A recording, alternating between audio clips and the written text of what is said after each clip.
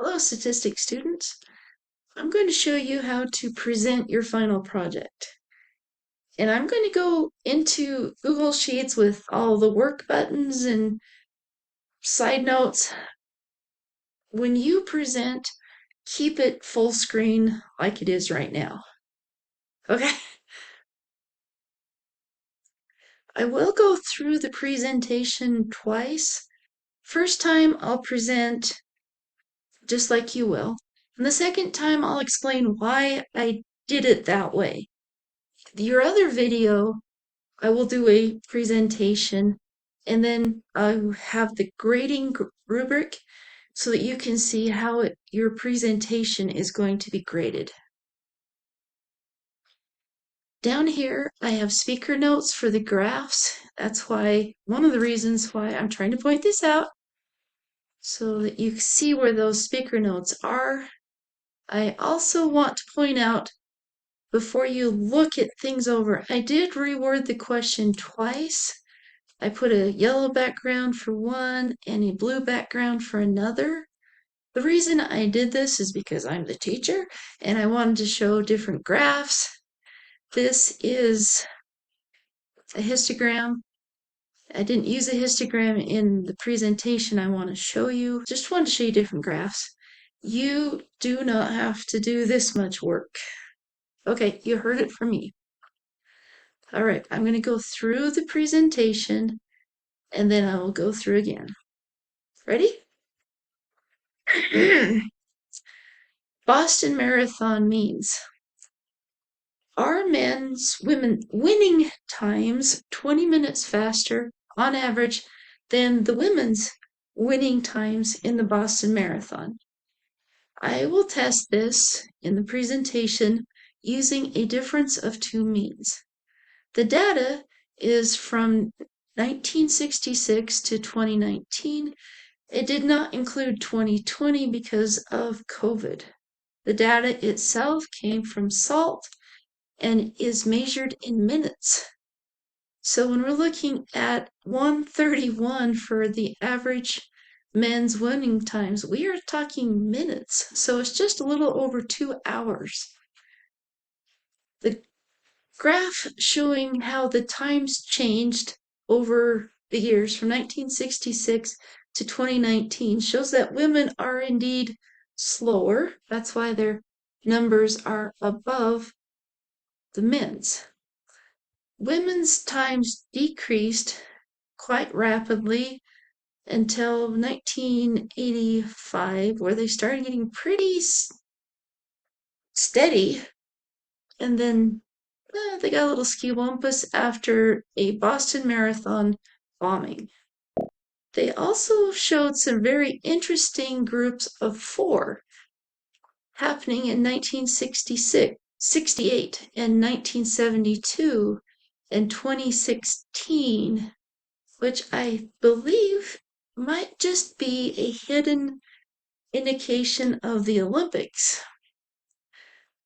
The box plots of men versus women show that the spread of men is about 19 minutes, women closer to 70, about 3 times that of men.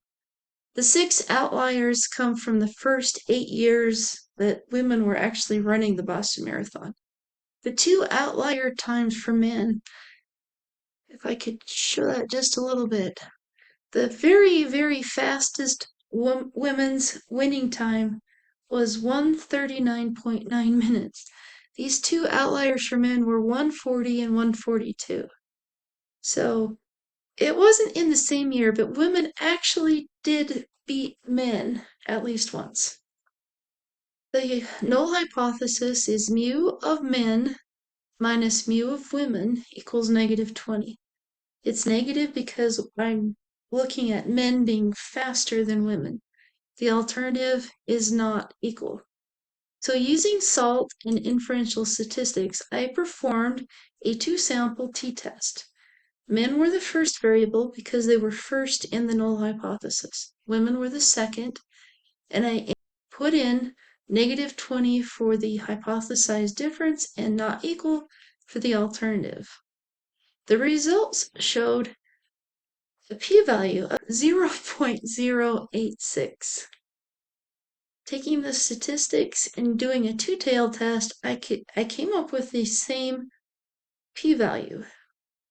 I used 56 degrees of freedom and the t-statistic of negative 1.747 and positive 1.747.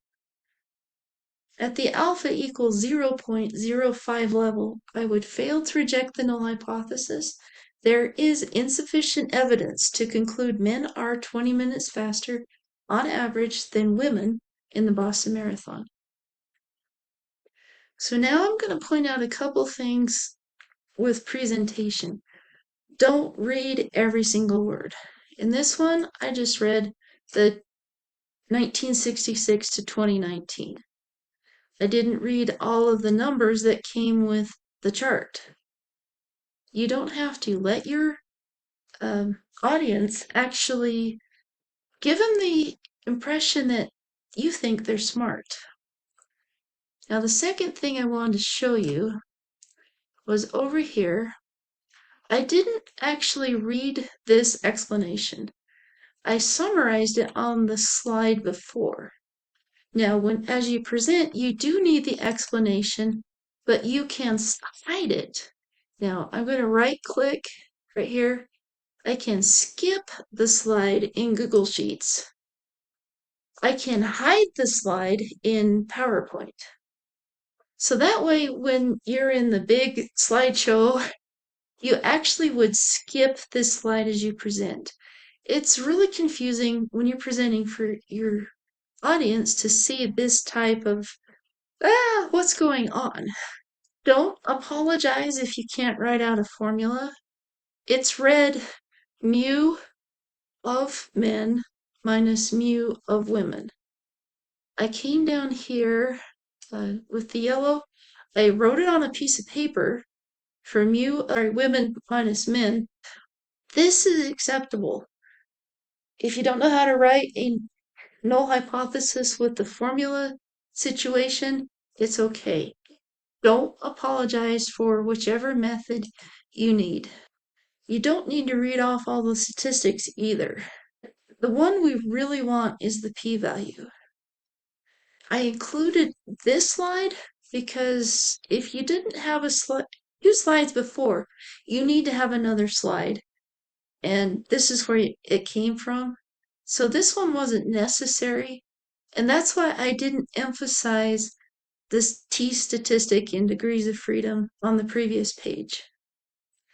Now this one I included but did not read the statistics. You do not need to read them, but I would like you to include them because if someone else wants a different alpha, they can use what you've reported as a summary to draw a different conclusion. So I am looking forward to your presentations. Thanks.